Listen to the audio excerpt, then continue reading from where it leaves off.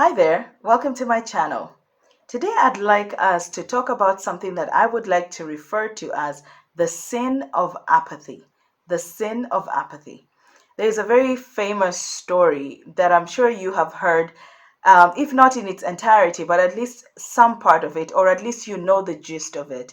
And it is found in the book of Luke, chapter 10 and verse 25 through to 37.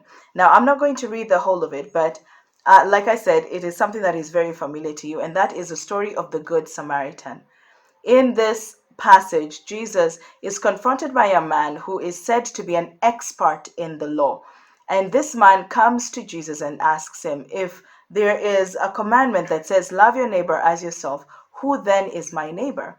And Jesus, instead of answering him outright, goes into this kind of diatribe, this conversation about this man, or this story that we now know as the story of the Good Samaritan.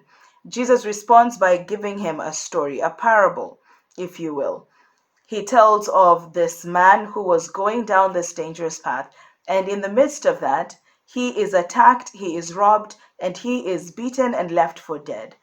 And as he is laying there, I imagine in some form of pain, and I mean, he's been robbed. It must have been quite traumatizing for him. And he was probably lying there hoping that someone would come to his aid.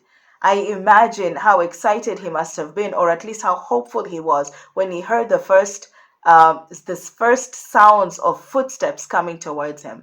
But we know from reading the story that that was the sounds of the footsteps of the Pharisee who walks right past him.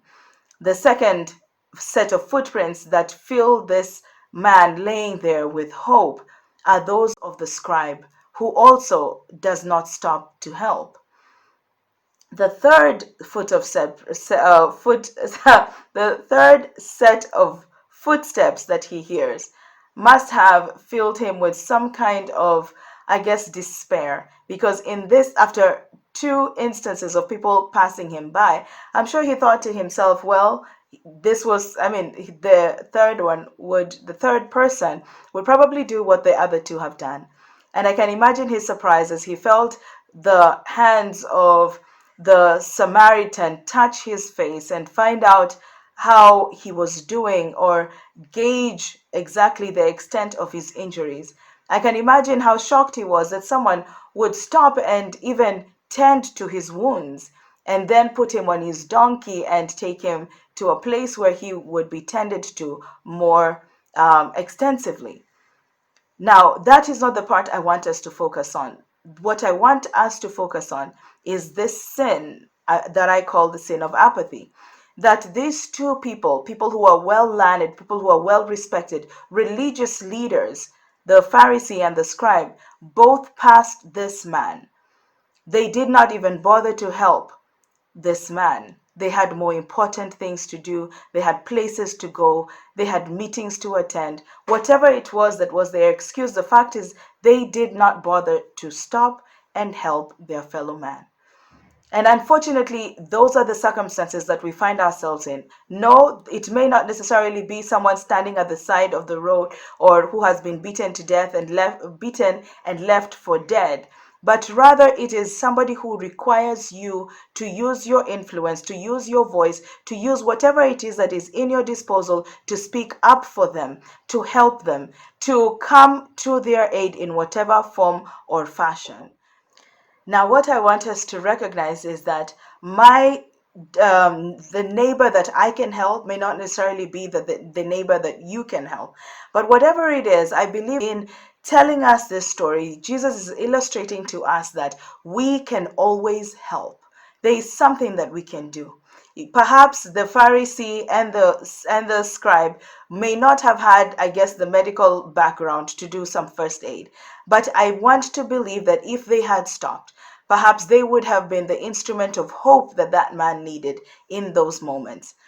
You see, the Good Samaritan, or the person that we refer to as a Good Samaritan in this story, is not necessarily someone who was in a position. Clearly, he had somewhere else to go.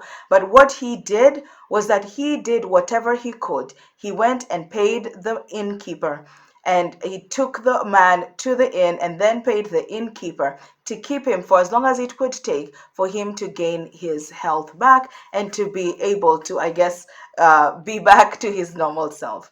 And that is what I urge you to do today, or I challenge you to do today.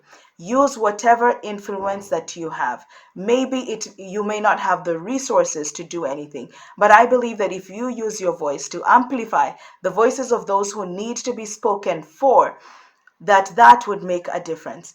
That when good men do nothing, bad things happen. When good women do nothing, bad things happen.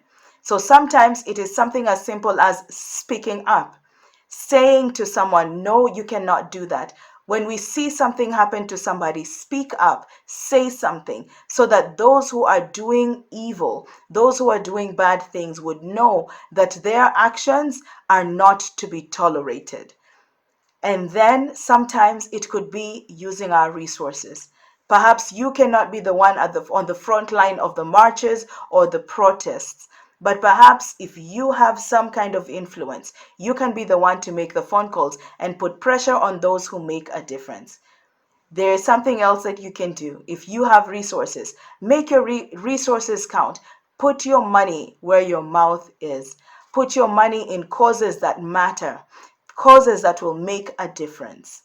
I believe that there is always something that each and every one of us can do to be good neighbors. And as Christ challenged us, and I believe he is challenging you and me specifically in this moment to be good neighbors, to do something, to use the opportunities and the influences that he has given us, the resources that he has given us to make a difference in the lives of others.